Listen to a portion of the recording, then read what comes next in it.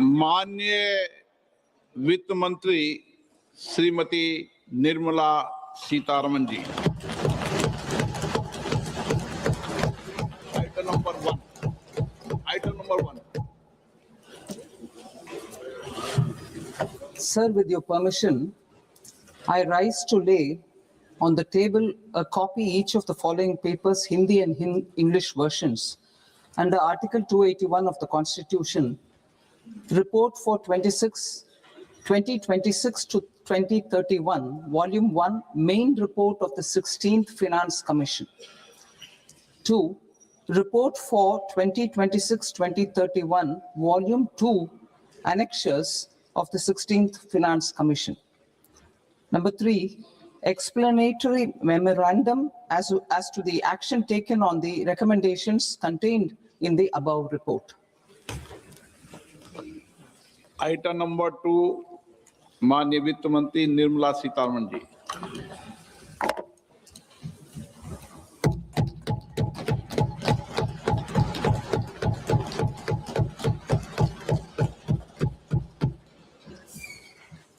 Honorable Speaker, sir, on the sacred occasion of Magh Purnima and the birth anniversary of Guru Ravidas, I present the budget for the year 2026-2027.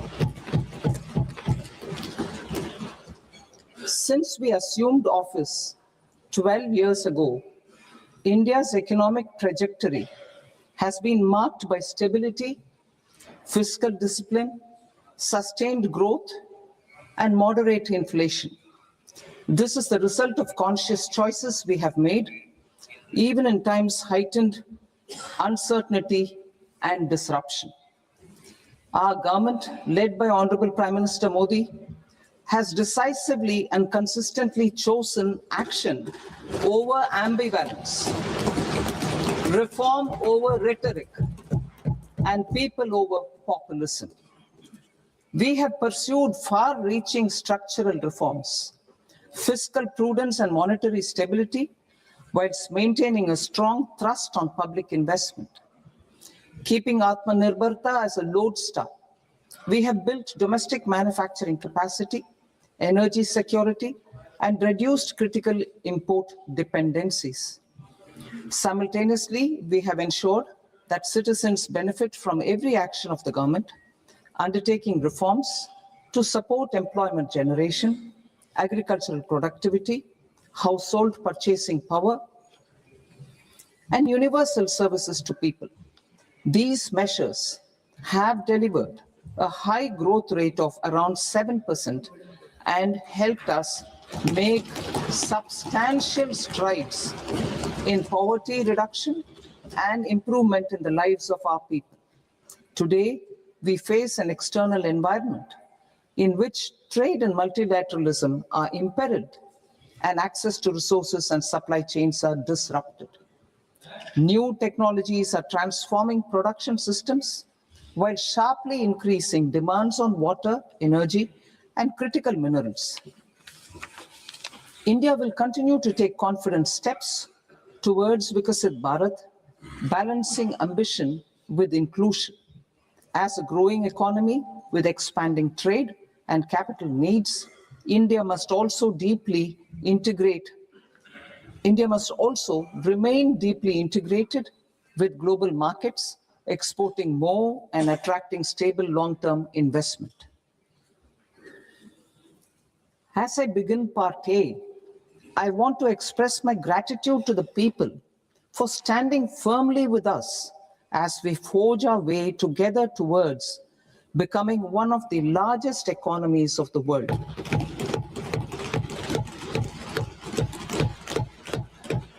Our aim is to transform aspiration into achievement and potential into performance as we ensure that the dividends of growth reach every farmer, the scheduled caste, the scheduled tribes, the nomads, the youth, the poor, and the women. In Viksit Bharat Young Leaders Dialogue 2026, several innovative ideas were shared with our Prime Minister, which have inspired many of the proposals making this a unique Yuva Shakti driven budget. Our government's sankalp is to focus on our poor, underprivileged, and the disadvantaged. To deliver on this sankalp, and given that this is the first budget prepared in Kartavya Bhavan, we are inspired by three Kartavya. Our first Kartavya is to accelerate and sustain economic growth by enhancing productivity and competitiveness and building resilience to volatile global dynamics. Our second Kartavya is to fulfill aspirations of our people and build their capacity, making them strong partners in India's path to prosperity. Our third Kartavya, aligned with our vision of Sabka Saath, Sabka Vikas, is to ensure that every family, community, region, and sector has access to resources, amenities, and opportunities for meaningful participation. This threefold approach requires a supportive ecosystem. The first requirement is to sustain the momentum of structural reforms, continuous, adaptive, and forward-looking. Second, a robust and resilient financial sector is central to mobilizing savings, allocating capital efficiently, and managing risks. Third, cutting-edge technologies, including AI applications, can serve us as force multipliers for better governance. Reform Express. Our government has undertaken comprehensive reforms towards creating employment, boosting productivity, and accelerating growth. After the Prime Minister's announcement on Independence Day in 2025, over 350 reforms have been rolled out. This includes GST simplification, notification of labor codes, and rationalization of mandatory quality control orders. High-level committees have been formed, and in parallel, the central government is working with the state governments on deregulation and reducing compliance requirements. The Reform Express is well on its way and will maintain its momentum to help us fulfill our Kartavya. I now move to specific proposals. Under our first Kartavya, to accelerate and sustain economic growth, I propose interventions in 6 areas. 1. Scaling up manufacturing in 7 strategic and frontier sectors. 2. Rejuvenating legacy industrial sectors. 3. Creating champion MSMEs. 4. Delivering a powerful push for infrastructure. 5. Ensuring long-term security and stability. And 6. Developing city economic regions. Scaling up of manufacturing in 7 strategic and frontier sectors. Biopharma Shakti, meaning biopharma strategy for health advancement through knowledge, technology, and innovation. India's disease burden is observed to be shifting towards non-communicable diseases like diabetes, cancer, and autoimmune disorders. Biologic medicines are key to longevity and quality of life at affordable costs. To develop India as a global biopharma manufacturing hub,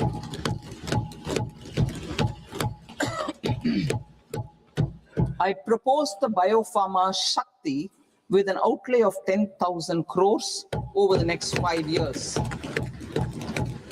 This will build the ecosystem for domestic production of biologics and biosimilars. The strategy will include a biopharma-focused network with 3 new national institutes of pharmaceutical education and research, popularly known as NIPERS, and upgrading 7 existing ones. It will also create a network of 1,000 accredited India clinical trials sites. We propose to strengthen the Central Drug Standard Control Organization to meet global standards and approve timeframes through and approval timeframes through a dedicated scientific review cadre and specialists.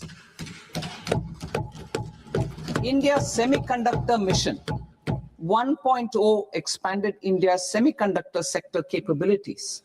Building on this, we will launch ISM 2.0 to produce equipment and materials, design full stack Indian IP, and fortify supply chains. We will also focus on industry-led research and training centers to develop technology and skilled workforce. The Electronics Components Manufacturing Scheme, launched in April 2025 with an outlay of 22,919 crores, already has investment commitments at double the targets. We propose to increase the outlay to 40,000 crores to capitalize on this momentum.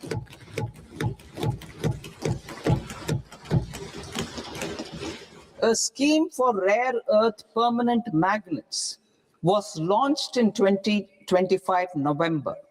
We now propose to support the mineral-rich states of Odisha, Kerala, Andhra Pradesh, and Tamil Nadu to establish dedicated rare earth corridors to promote mining, processing, research, and manufacturing. To enhance domestic chemical production and reduction import dependency and reduce import dependency, we will launch a scheme to support states in establishing 3 dedicated chemical parks through challenge route on a cluster-based plug-and-play model. Strong capital goods.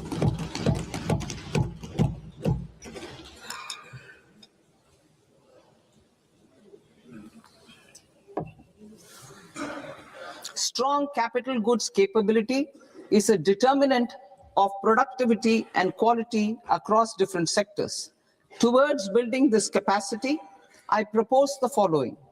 High-tech tool rooms will be established by central public sector enterprises at 2 locations as digitally enabled automated service bureaus that locally design, test, and manufacture high-precision components at scale and at lower cost. 2, a scheme for enhancement of construction and infrastructure equipments will be introduced to strengthen domestic manufacturing of high value and technologically advanced CIE. This can range from lifts in a multi-storied apartment or firefighting equipment in multiplexes, large or small, and to tunnel boring equipments for building metros and high altitude roads. I also propose a scheme for container manufacturing to create a globally competitive container manufacturing ecosystem with a budgetary allocation of 10,000 crores over a 5-year period. For the labor-intensive textile sector, I propose an integrated program with 5 subparts. 1, the National Fiber Scheme for self-reliance in natural fibers, such as silk, wool, and jute, man-made fibers, and new age fibers. Textile expansion and employment scheme to modernize traditional clusters with capital support for machinery, technology upgradation, and common testing and certification centers. 3, the National Handloom and Handicraft Program to integrate and strengthen existing schemes and ensure targeted support for weavers and artisans. Tex Eco Initiative to promote globally competitive and sustainable textiles and apparels. Samarth 2.0 to modernize the upgrade the textile skilling ecosystem through collaboration with industry and academic institutions. Further, I propose to set up mega textile parks in challenge mode. They can also focus on bringing value addition to technical textiles. I propose to launch the Mahatma Gandhi Gram Swaraj initiative to strengthen khadi, handloom, and handicrafts. This will help in global market linkage and branding. It will streamline and support training, skilling, quality of process, and production. This will benefit our weavers, village industries, one district, one product, ODOP initiative, and also our rural youth. India has the potential to emerge as a global hub for high quality, affordable sports goods. I propose a dedicated initiative for sports goods that will promote manufacturing, research, and innovation in equipment design, as well as material sciences. Rejuvenation of legacy industrial clusters. I propose to introduce a scheme to revive 200 legacy industrial clusters to improve their cost competitiveness and efficiency through infrastructure and technology upgradation.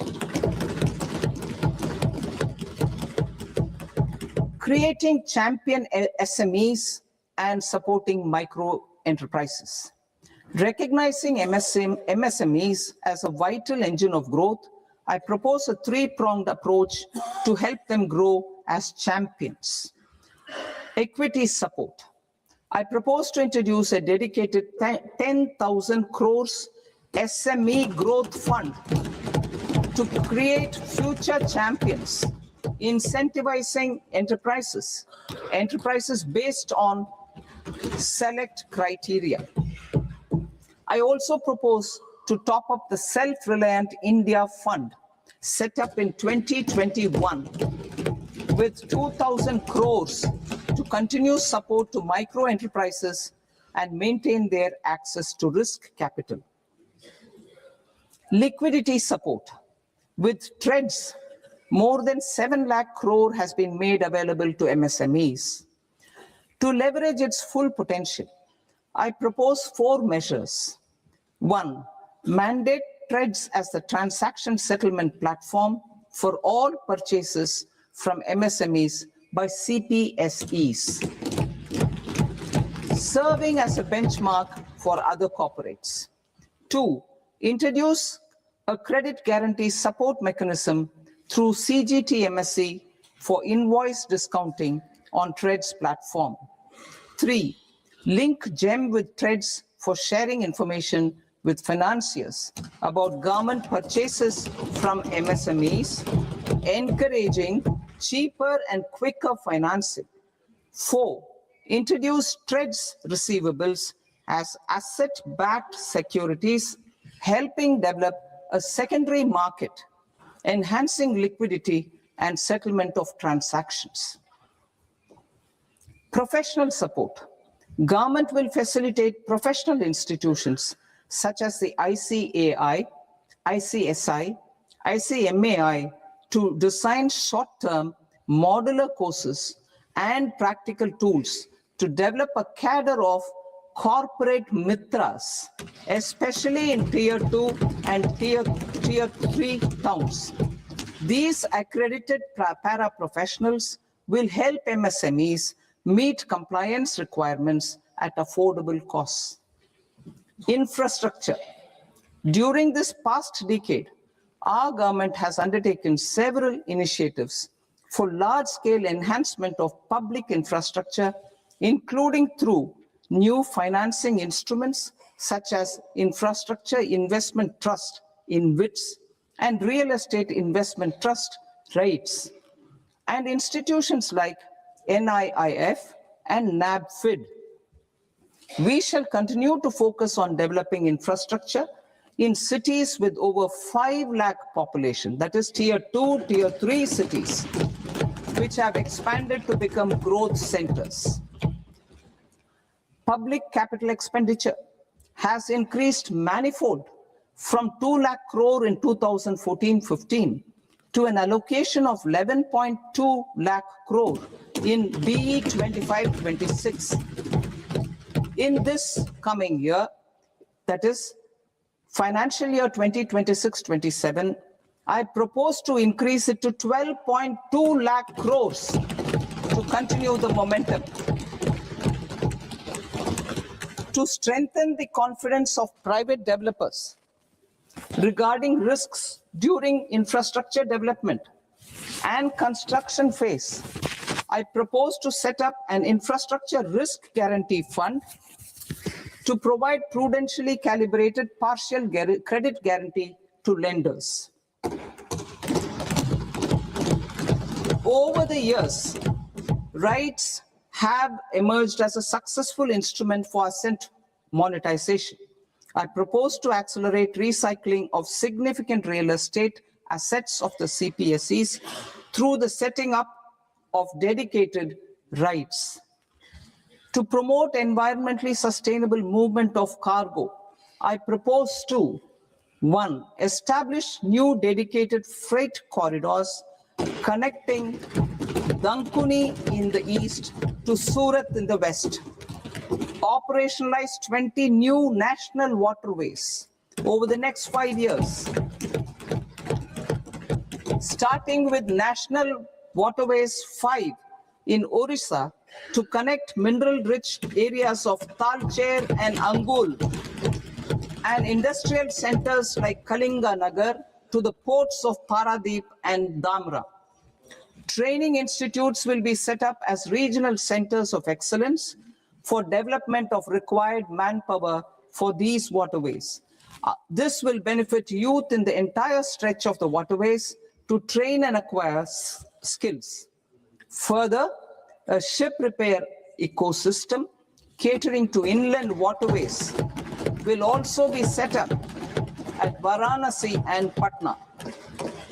And C, launch a coastal cargo promotion scheme for incentivizing a modal shift from rail to road to increase the share of inland waterways and coastal shipping from 6% to 12% by 2047.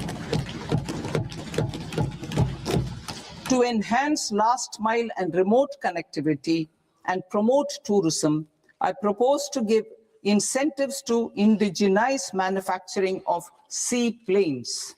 A seaplane VGF scheme will be also introduced to provide support for operations.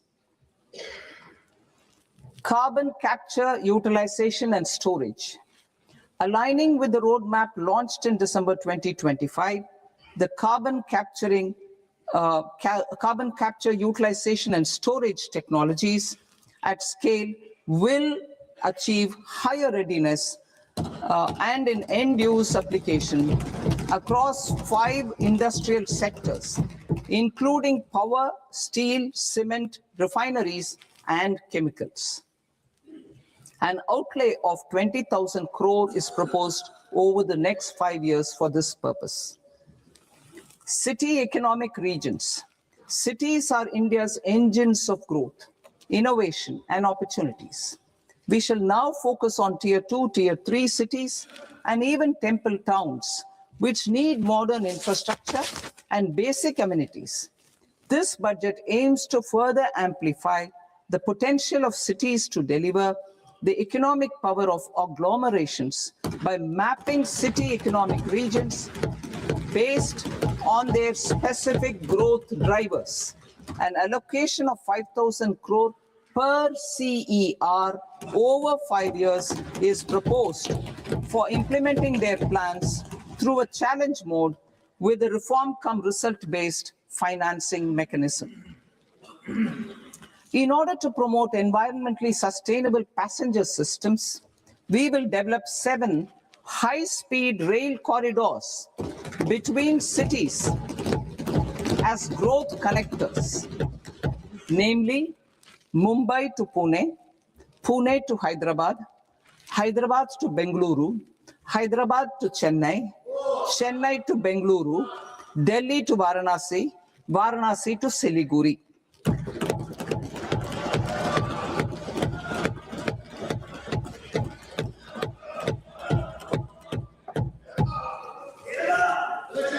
financial sector, the Indian banking sector today is characterized by strong balance sheet, historic highs in profitability, improved asset quality, and coverage exceeding 98% of villages in the country. At this juncture, we are well placed to futuristically evaluate the measures needed to continue on the path of reform-led growth of this sector. I propose setting up a high-level committee on banking for Vikasit Bharat. High-level committee on banking for Vikasit Bharat to comprehensively review the sector and align it with India's next phase of growth, while safeguarding financial stability, inclusion, and consumer protection. The vision for NBFCs for Vikasit Bharat has been outlined with clear targets for credit disbursement and technology adoption in order to achieve scale and improve efficiency in the public sector NBFCs. As a first step, it is proposed to restructure the Power Finance Corporation and Rural Electrification Corporation. I propose a comprehensive review of the foreign exchange management non-debt instruments rules to create a more contemporary, user-friendly framework for foreign investments consistent with India's evolving economic priorities. Corporate bond market. I propose to introduce a market-making framework with suitable access to funds and derivatives on corporate bond indices. I also propose to introduce total return swaps on corporate bonds. Municipal bonds. To encourage the issuance of municipal bonds of higher value by larger cities, I propose an incentive of 100 crore rupees for a single bond issuance. 100 crore rupees for a single bond issuance of more than 1,000 crore. The current scheme under Amrit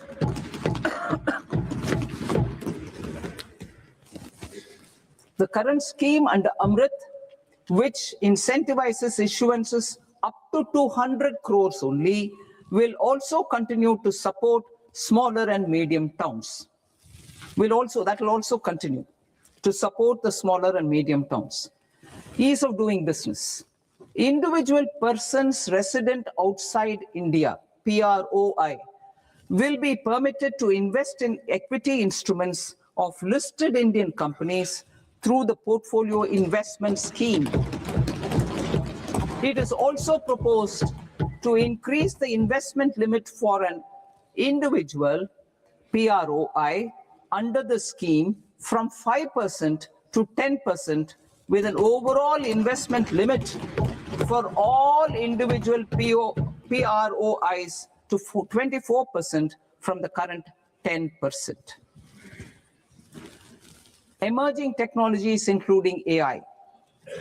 21st century is technology driven.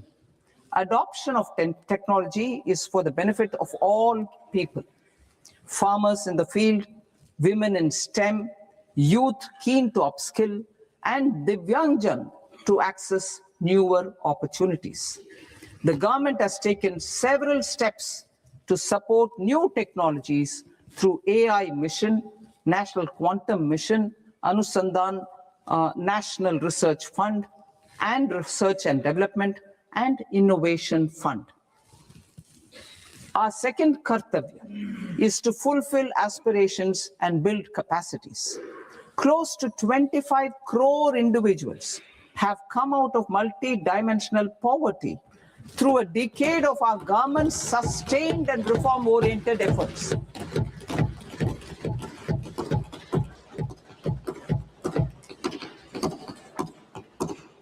Our government has therefore decided to place a renewed emphasis on the service sector to provide a pathway to fulfilling aspirations of a youthful India with the following measures.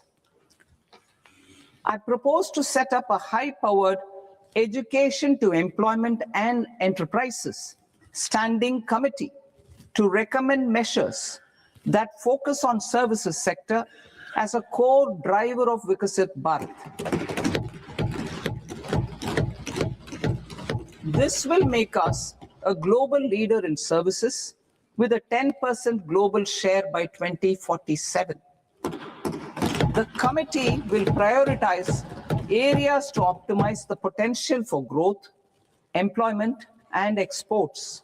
They will also assess the impact of emerging technologies, including AI, on jobs and skill requirements and propose measures thereof. To create a range of skilled career pathways, a new range of skilled career pathways for our youth, I propose interventions in the following sectors. Health. Existing institutions for allied health professionals will be upgraded and new AHP institutions established in private and government sectors. This will cover 10 selected disciplines, including optometry, radiology, anesthesia, OT technology, applied psychology, and behavioral health, and add 1 lakh AHPs over the next 5 years. A strong care system covering geriatric and allied care services will be built. A variety of NSQF-aligned programs will be developed to train multi-skilled caregivers, combining core care and allied skills such as wellness, yoga, and operation of medical assistive devices. In the coming year, 1.5 lakh caregivers will be trained.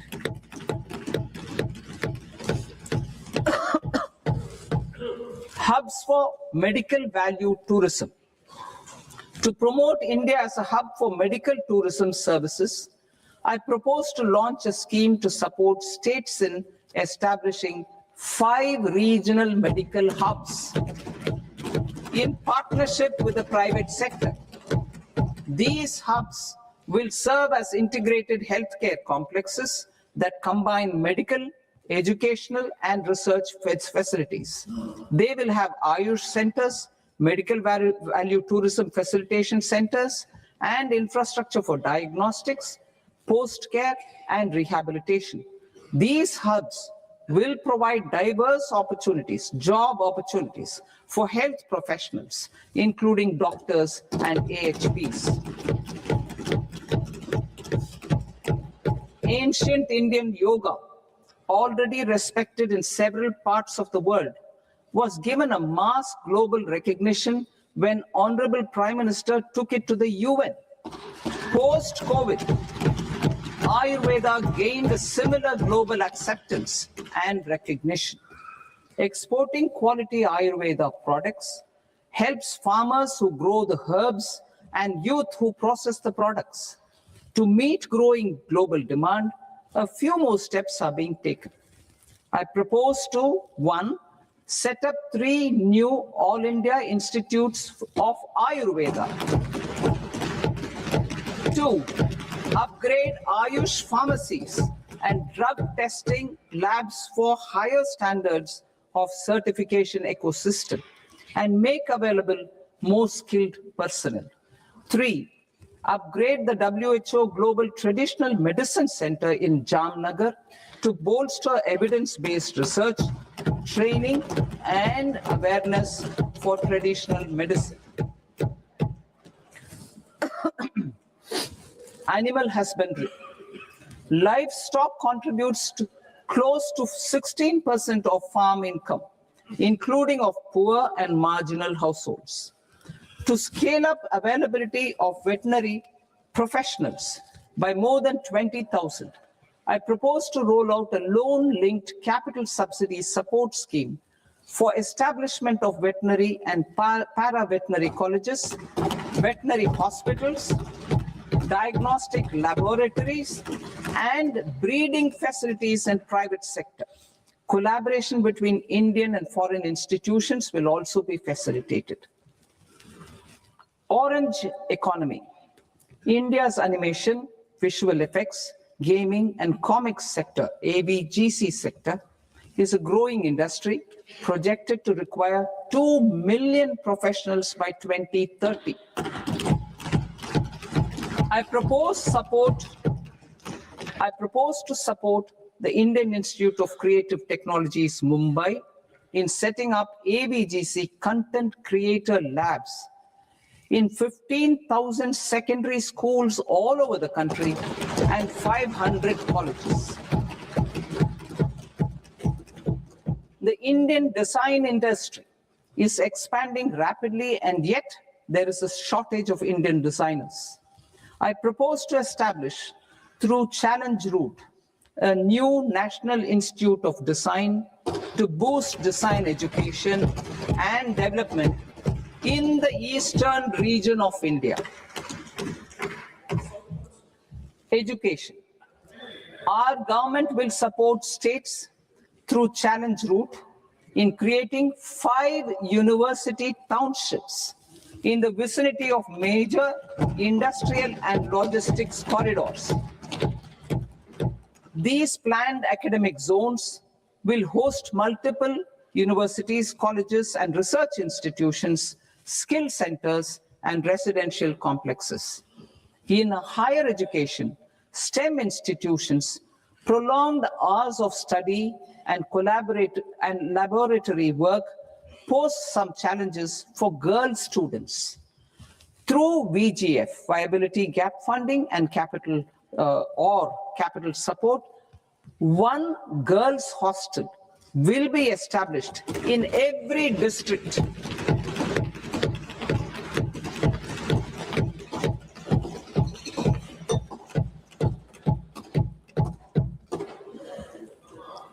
To promote astrophysics and astronomy via immersive experiences. 4 telescope infrastructure facilities will be set up or upgraded. The National Large Solar Telescope, the National Large Optical Infrared Telescope, the Himalayan Chandra Telescope, and the Cosmos 2 Planetarium. Tourism. The tourism sector has the potential to play a large role in the employment generation, forex earnings, and expanding the local economy.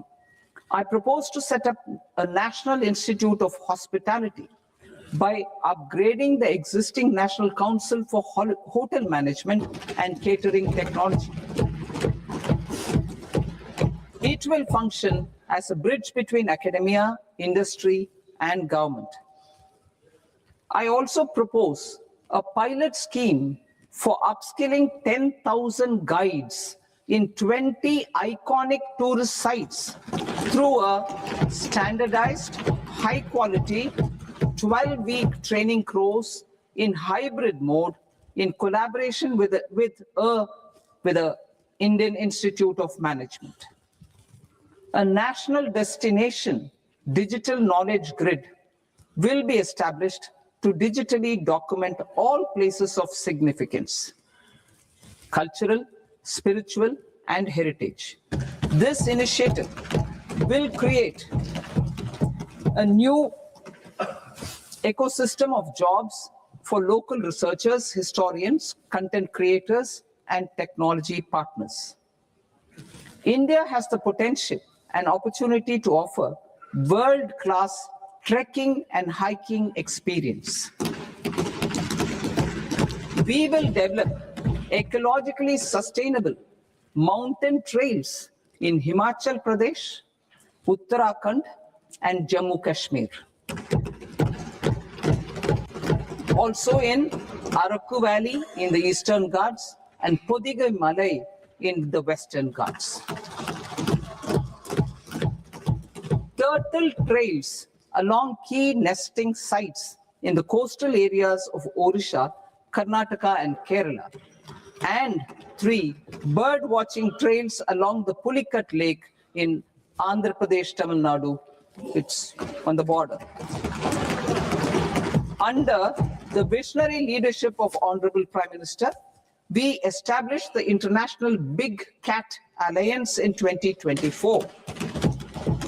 This year, India is hosting the first ever Global Big Cat Summit, where heads of governments and ministers from 95 range countries will deliberate on collective strategies for conservation. Heritage and culture tourism. I propose to develop 15 archaeological sites, including Lothal, Dholavira, Rakhigarhi, Adichanallur, Sarnath, Hastinapur, and Leh Palace into vibrant experiential cultural destinations. Excavated landscapes will be open to the public through curated walkways. Immersive storytelling skills and technologies will be introduced to help conservation labs, interpretation centers, and guides. The sports sector provides multiple means of employment, skilling, and job opportunities.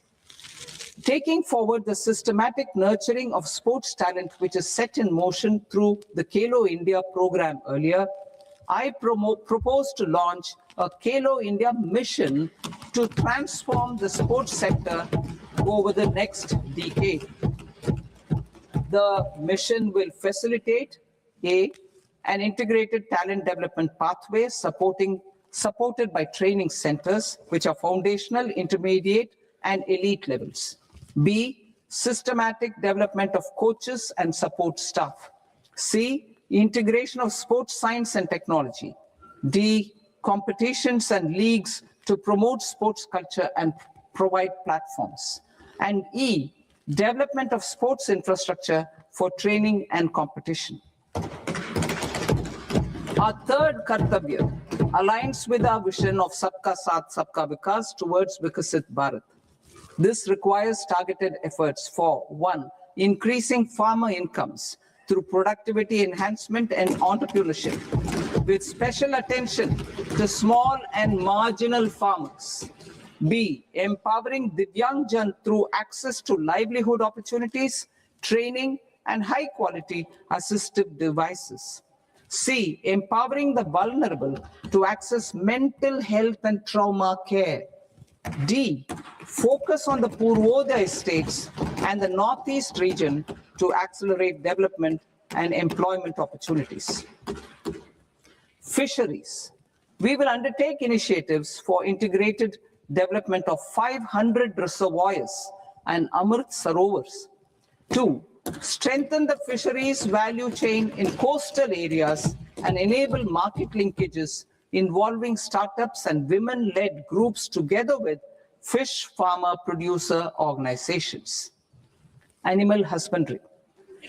To provide quality employment opportunities in rural and peri-urban areas, we will support the animal husbandry sector in entrepreneurship development through A, credit-linked subsidy program, B, scaling up and modernization of livestock enterprises, C, enhanced creation of livestock, dairy, and poultry, enhanced creation of livestock, dairy, and poultry-focused integrated value chains, and D, encourage creation of livestock farmer producer organizations. High-value agriculture.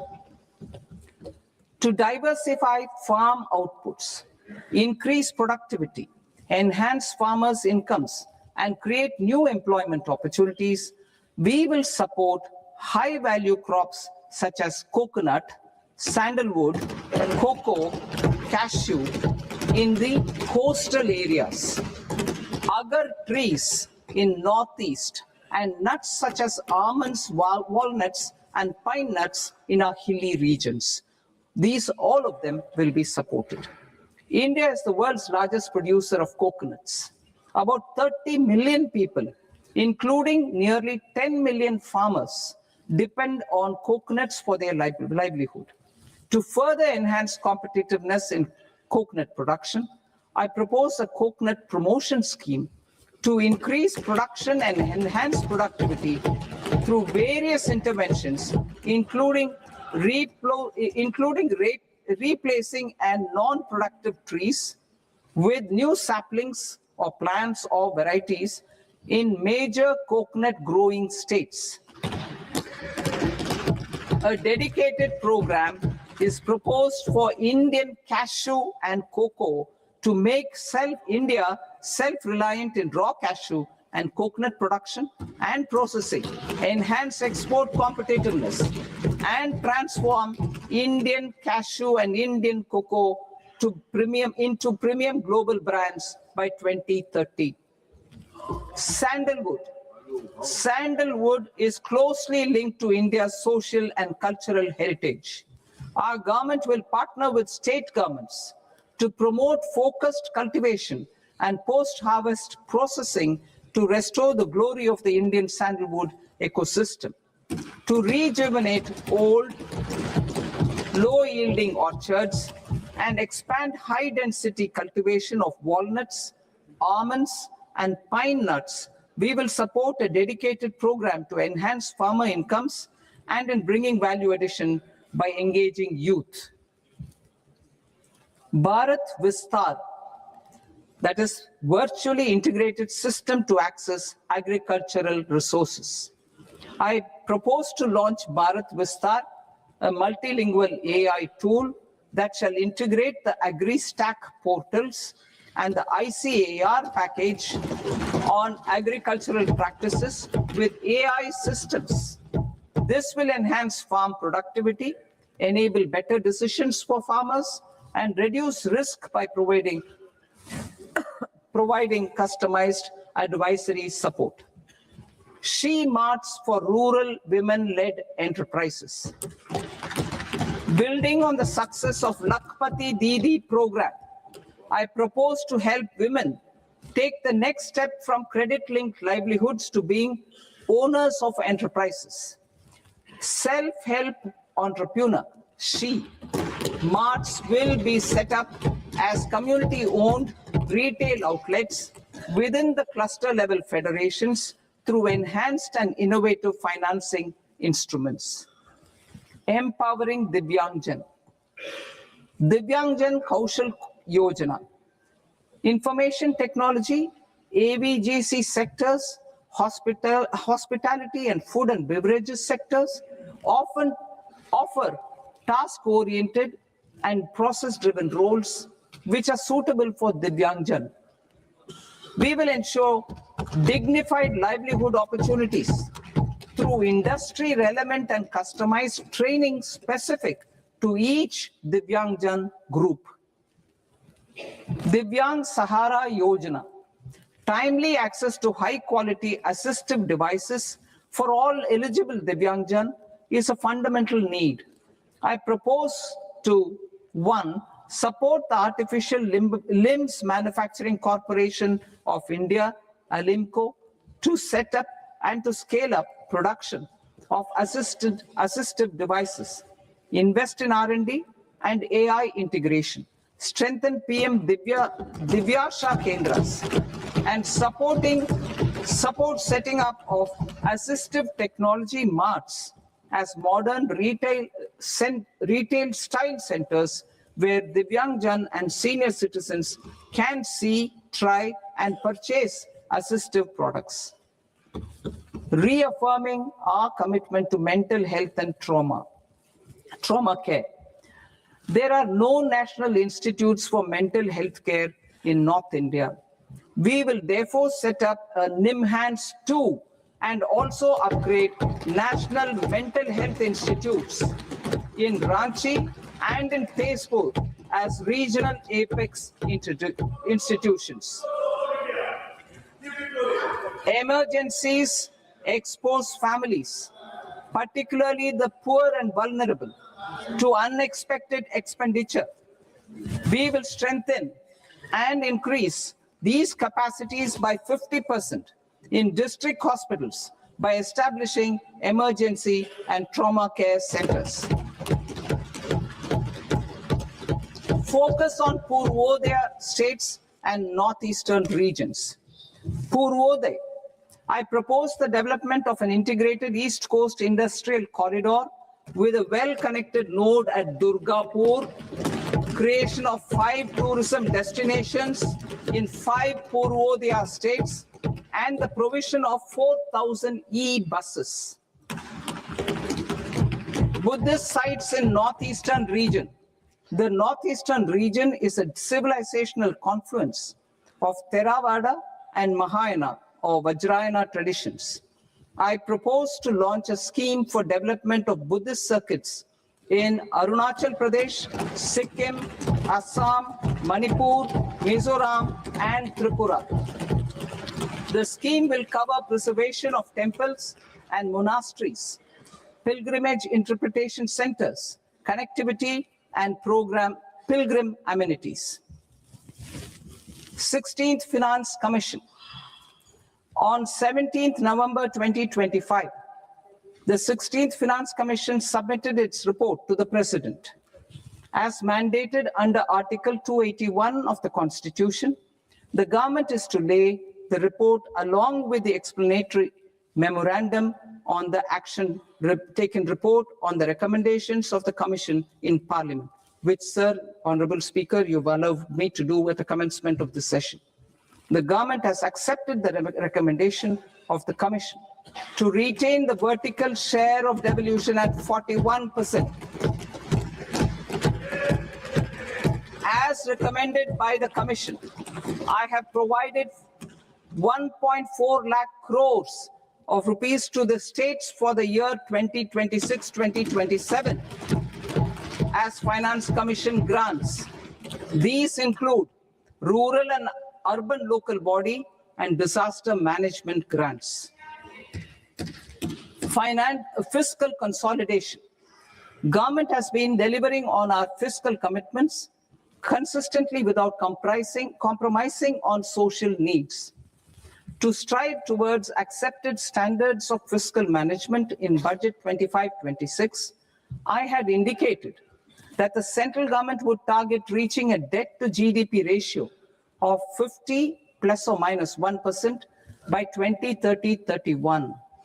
In line with this, the debt to GDP ratio is estimated to be 55.6% of GDP in BE 26-27, compared to 56.1% of GDP in RE 25-26.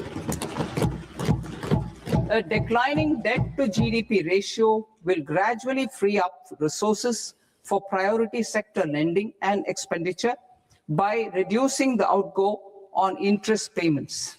One of the main operational instruments for debt targeting is the fiscal deficit. I'm happy to inform this august House that I fulfilled my commitment made in 2021-2022 to reduce fiscal deficit below 4.5% of GDP by 25-26. In RE 25-26, the fiscal deficit has been estimated at par with BE of 2025-26 at 4.4% of GDP. In line with the new fiscal prudence path of debt consolidation, the fiscal deficit in BE 26-27 is estimated to be 4.3% of the GDP.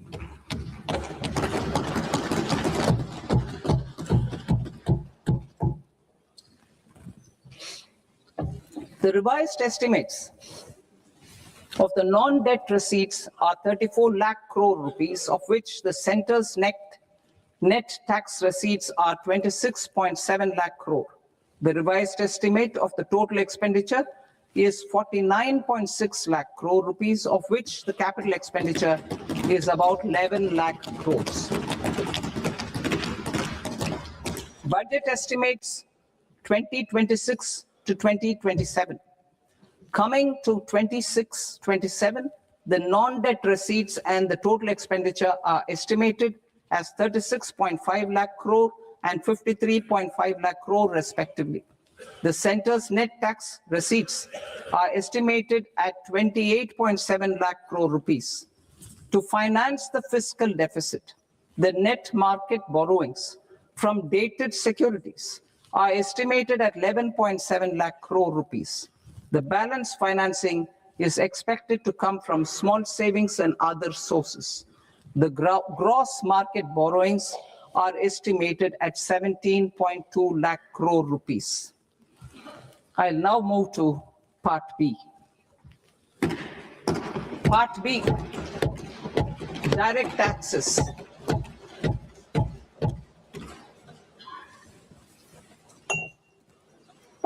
Honorable Speaker, sir, I now present my proposals on direct taxes. New Income Tax Act. In July 2024, I announced a comprehensive review of the Income Tax Act 1961.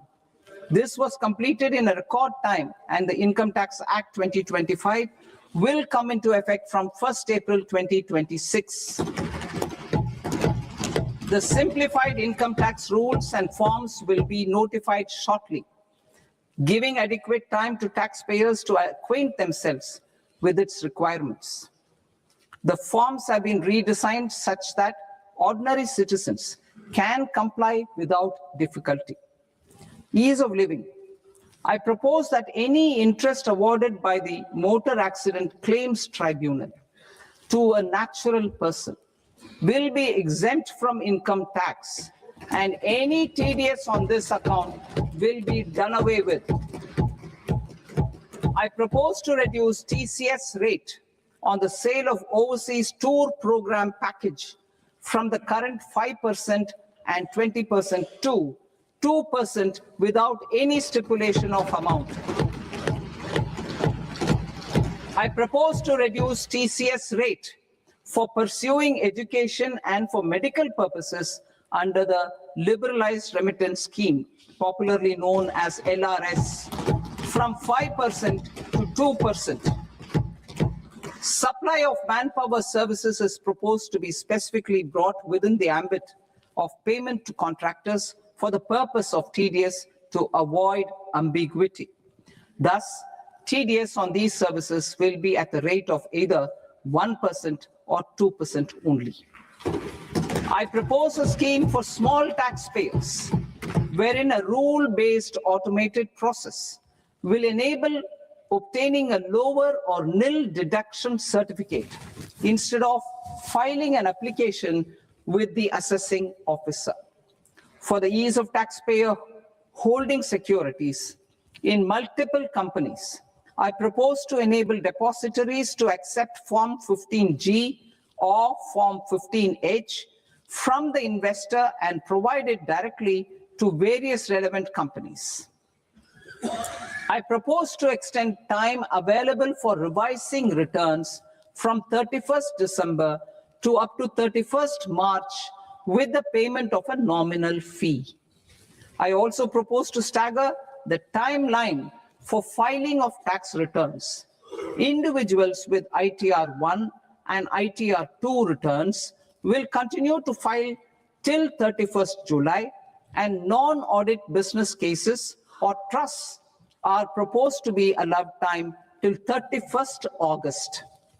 TDS on sale of immovable property by a non-resident is proposed to be deducted and deposited through resident buyers and his or her PAN-based challan instead of requiring a TAN, which is a temporary accounting number.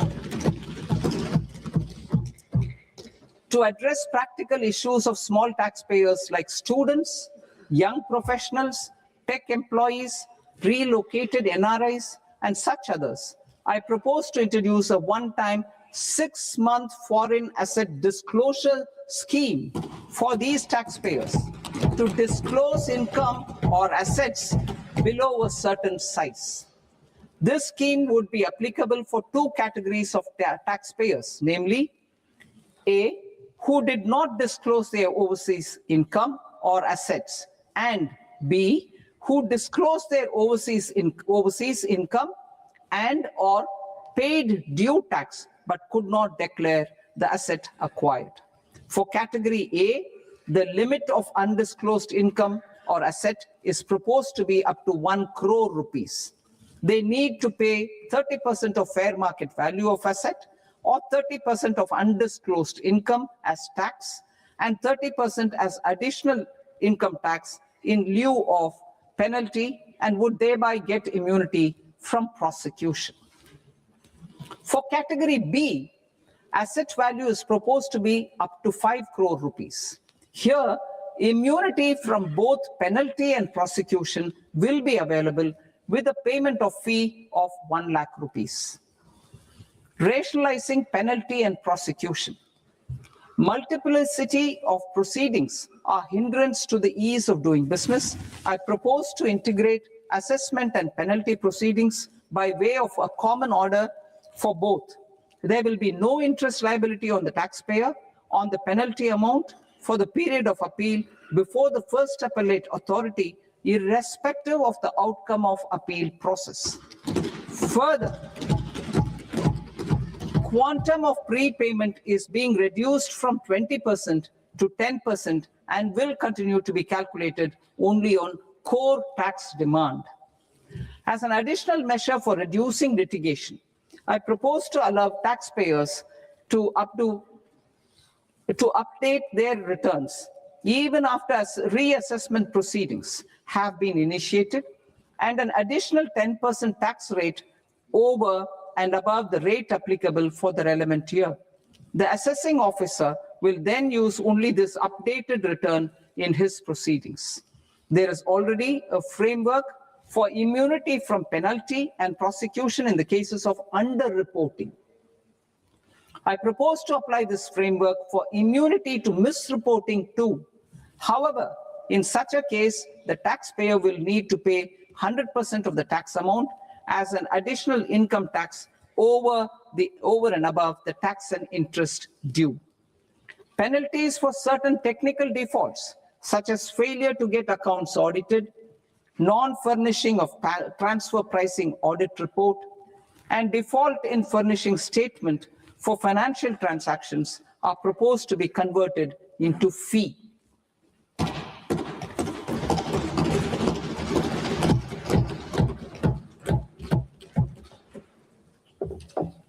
I propose to rationalize prosecution framework under Income Tax Act while maintaining a careful balance for deterrence in some serious offense. Non-production of books of account and documents and requirement of TDS payment where payment is made in kind are being decriminalized. Further, minor offenses will attract fine only. The remaining prosecutions will be graded commensurate with the quantum of offense. They will entail only simple imprisonment with maximum imprisonment reduced to 2 years and power to courts to convert even those into fines. There is no penalty. There's no penalty presently for non-disclosure of non-immovable foreign assets with aggregate value less than 20 lakh rupees. I propose to also provide them with immunity from prosecution with retrospective effect from 1/10/2024.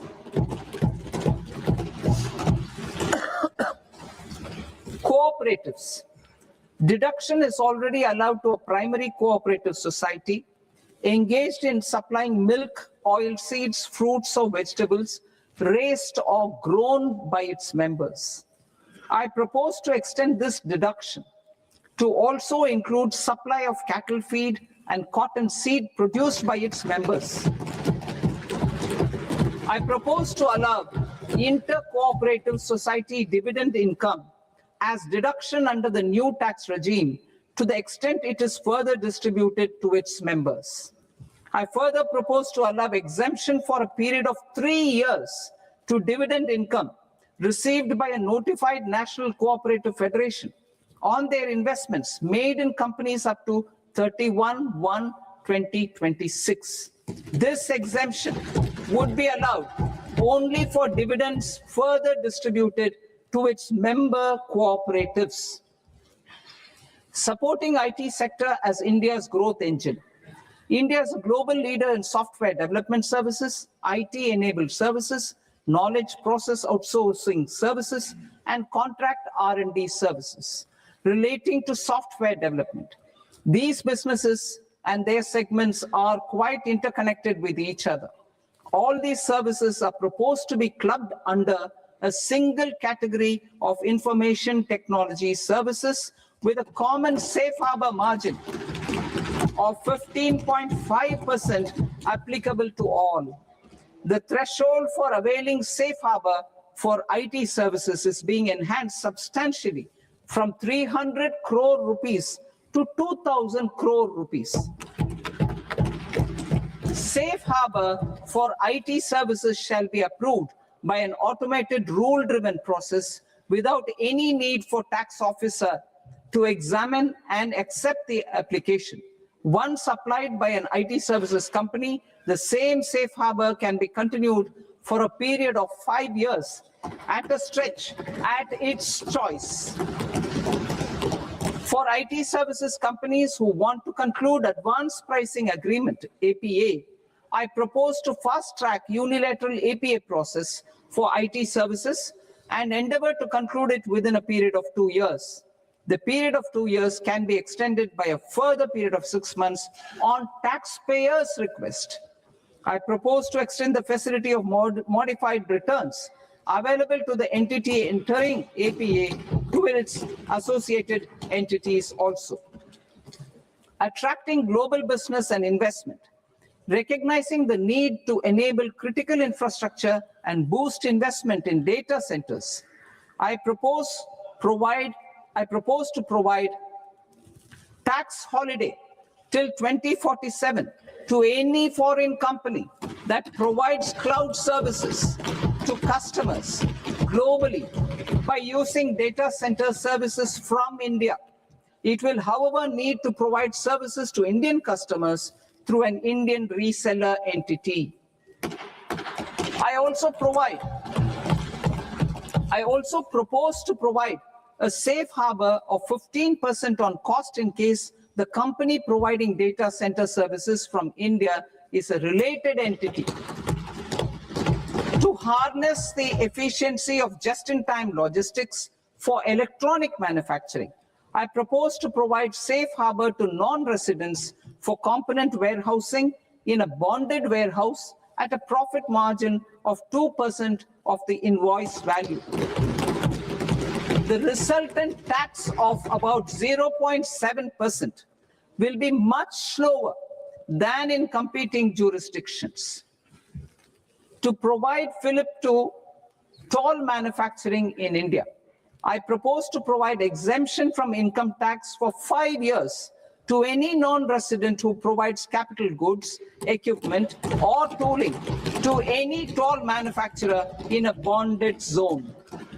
To encourage vast pool of global talent to work in India for a longer period of time, I propose to provide exemption to global, non-India sourced income of a non-resident expert for a stay period of 5 years under notified schemes.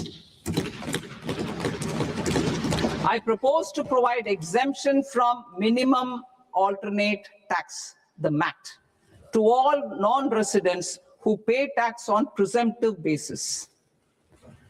Tax administration. I propose to constitute a joint committee of Ministry of Corporate Affairs and Central Board of Direct Taxes for incorporating the requirements of income computation and disclosure standards, the ICDS, in the Indian Accounting Standards, Ind AS itself. Separate accounting requirement based on ICDS will be done away with from the tax year 27-28. To support Prime Minister Modi's vision of homegrown accounting and advisory firms to become global leaders, I propose to rationalize the definition of accountant for the purposes of safe harbor rules. Other tax proposals.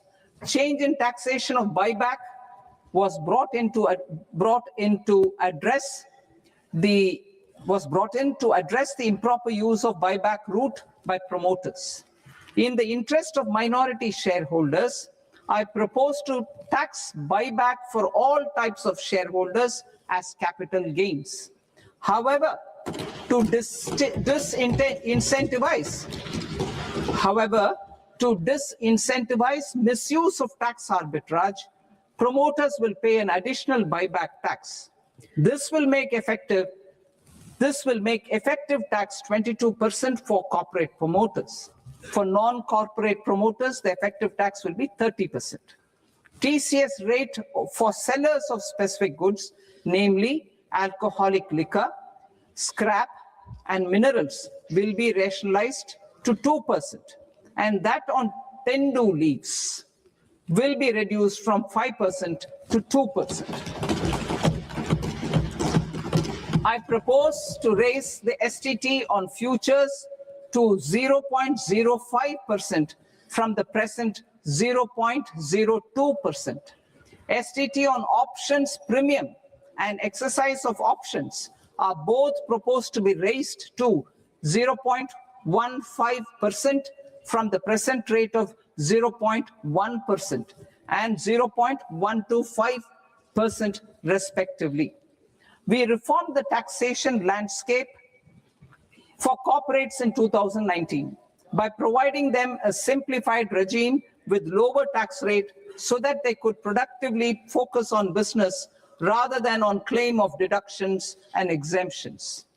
To encourage companies to shift to the new regime, set off of brought forward MAT credit, minimum alternate tax credit, is proposed to be allowed to companies only in the new regime.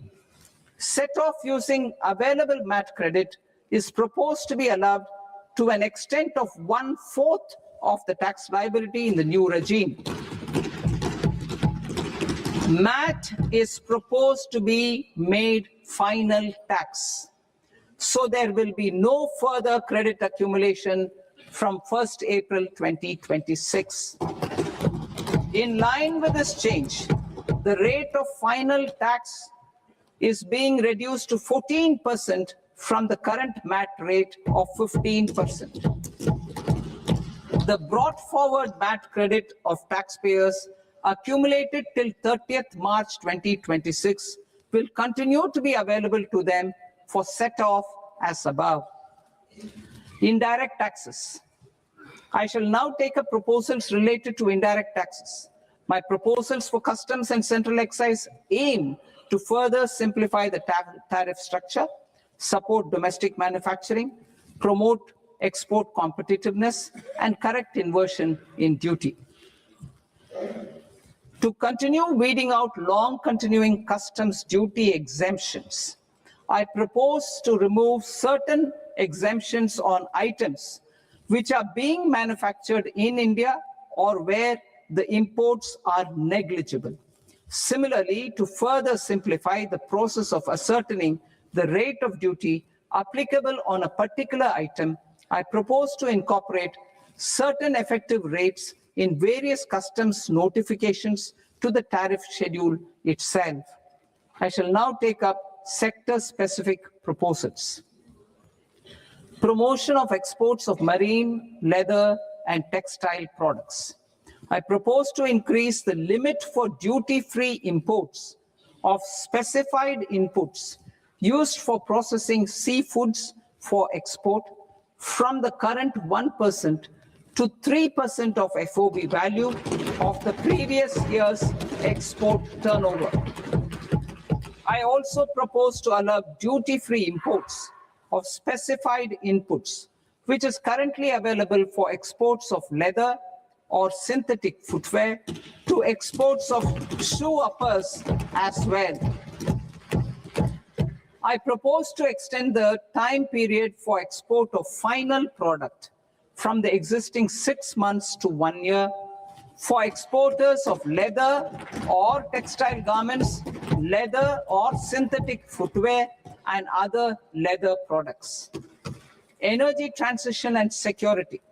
I propose to extend the basic customs duty exemption given to capital goods used for manufacturing lithium-ion cells for batteries to those used for manufacturing lithium-ion cells for battery energy storage systems also. I propose to exempt basic customs duty on import of sodium antimonate for use in manufacture of solar glass. Nuclear power. I propose to extend the existing basic customs duty exemption on imports of goods required for nuclear power projects till the year 2035 and expand it for all nuclear plants irrespective of their capacity. Critical minerals. It is proposed to provide basic customs duty exemption to the import of capital goods required for the processing of critical minerals in India.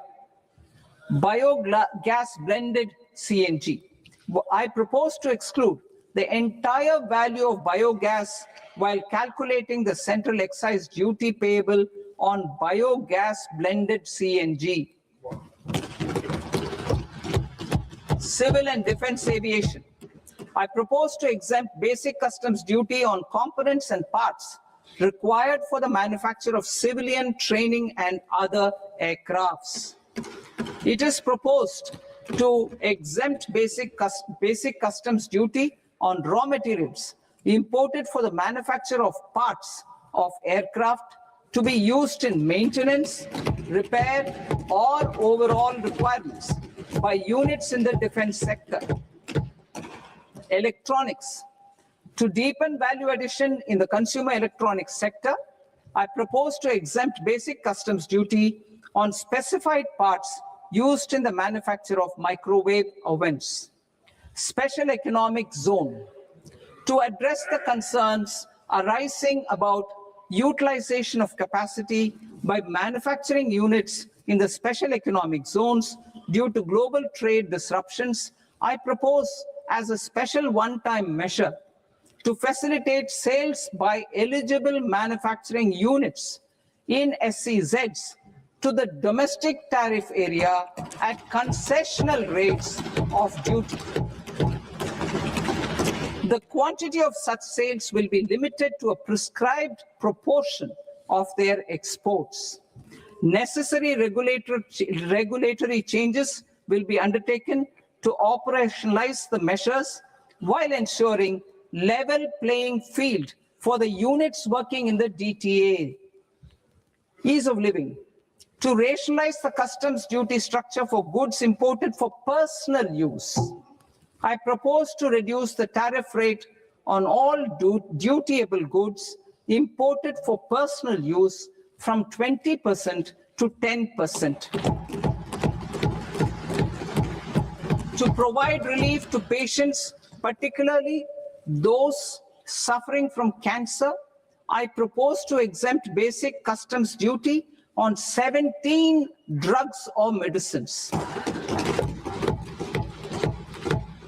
I propose also to add 7 more rare diseases for the purposes of exempting import duties on personal imports of drugs, medicines, and food for special medical purposes used in their treatment.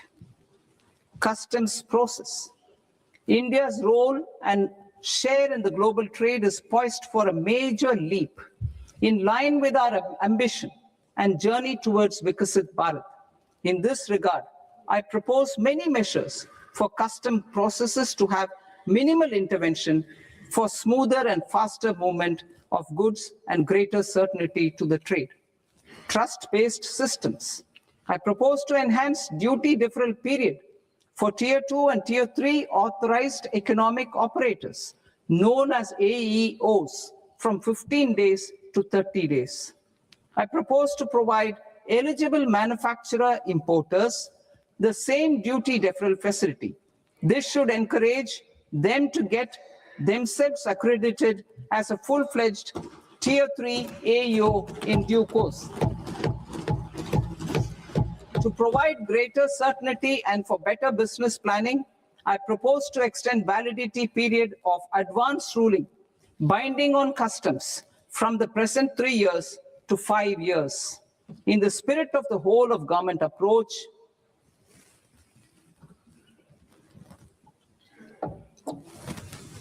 Government agencies will be encouraged to leverage AEO accreditation for preferential treatment in clearing their cargo. Regular importers with trusted long-standing supply chains will be recognized in the risk system so that the need for verification of their cargo every time can be minimized. Export cargo using electronic sealing. Export cargo using electronic sealing will be provided through clearance from the factory premises to the ship. For import of goods not needing any compliance, filing of bill of entry by a trusted importer and arrival of goods will automatically notify customs for completing their clearance formalities. This will enable goods to be released immediately on arrival. The customs warehouse framework will be transformed into a warehouse operator-centric system with a self-declarations, electronic tracking, and risk-based audit. These reforms will move away from the current system of officer-dependent approvals and reduce transaction delays and compliance costs. Ease of doing business. Approvals required for cargo clearance from various government agencies will be seamlessly processed through a single and interconnected digital window by the end of the financial year. Processes involved in clearance of food, drugs, plant, and animal and wildlife products, accounting for about 70% of interdicted cargo, will be operationalized on this system by April 2026 itself. For goods not having any compliance requirement, clearance will be done by customs immediately after online registration is completed by the importer, subject to the payment of duty. Customs integrated system will be rolled out in 2 years as a single integrated and scalable platform for all customs processes. Utilization of non-intrusive scanning with advanced imaging and AI technology for risk assessment will be expanded in a phased manner with the objective to scan every container across all the major ports. New export opportunities to support Indian fishermen to fully harness the economic value of marine resources beyond our territorial waters. The following measures will be taken. A, fish catch by an Indian fishing vessel in exclusive economic zone or on the high seas will be made free of duty. Landing of such fish on foreign port will be treated as export of goods. Safeguards will be put in place to prevent misuse during fish catch, transit, or transshipment. To support aspirations of India's small businesses, artisans, and startups to access global markets through e-commerce, I am pleased to announce complete removal of the current value cap of 10 lakh rupees per consignment on courier exports. In addition, handling of rejected and returned consignments will be improved with effective use of technology for identifying such consignments. I propose to revise provisions governing baggage clearance during international travel to address genuine concerns of passengers. The revised rules will enhance duty-free allowances in line with the present-day travel realities and provide clarity in temporary carriage of goods brought in or taken out. There are honest taxpayers who are willing to settle disputes by paying all their dues, but they get deterred due to negative connotation associated with penalty. They will now be able to close cases by paying an additional amount in lieu of penalty. Honorable Speaker, sir, with this, I commend the budget to this august House. Jai Hind.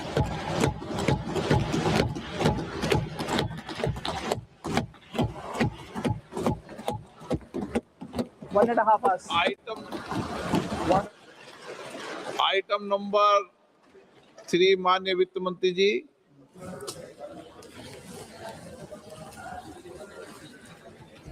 Item number 2, sir. 3। 3. Sir, with your permission, I rise to lay on the table of the the following statements under Section 3, 1 of the Fiscal Responsibility and Budget Management Act of 2003, medium-term fiscal policy, fiscal policy strategy statement, and macroeconomic framework statement. Item number 4 माननीय वित्त मंत्री जी। Sir, with your permission, I move for leave to introduce the Finance Bill 2026.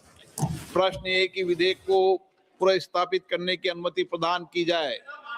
जो सदस्य इस पक्ष में हाँ गए, जो सदस्य विरोध में ना गए, मेरे विचार में निर्णय हाँ वालों के पक्ष में, हाँ वालों के पक्ष में अनुमति प्रदान की जाती है। माननीय मंत्री जी, अब विधेयक पूरे स्थापित करें। Sir, I introduce the bill. माननीय सदस्यगण, आपको सूचित किया जाता है कि माननीय वित्त मंत्री जी के बजट भाषण की कॉपी पब्लिकेशन काउंटर पर ली जाती है। बजट भाषण और बजट से संबंधित दस्तावेज आपके मोबाइल फोन और मेंबर पोर्टल्स पर ही उपलब्ध है। सभा की कार्रवाई कल सोमवार दिनांक 2 फरवरी 2026 को प्राप्त 11 बजे तक के लिए स्थगित की जाती है।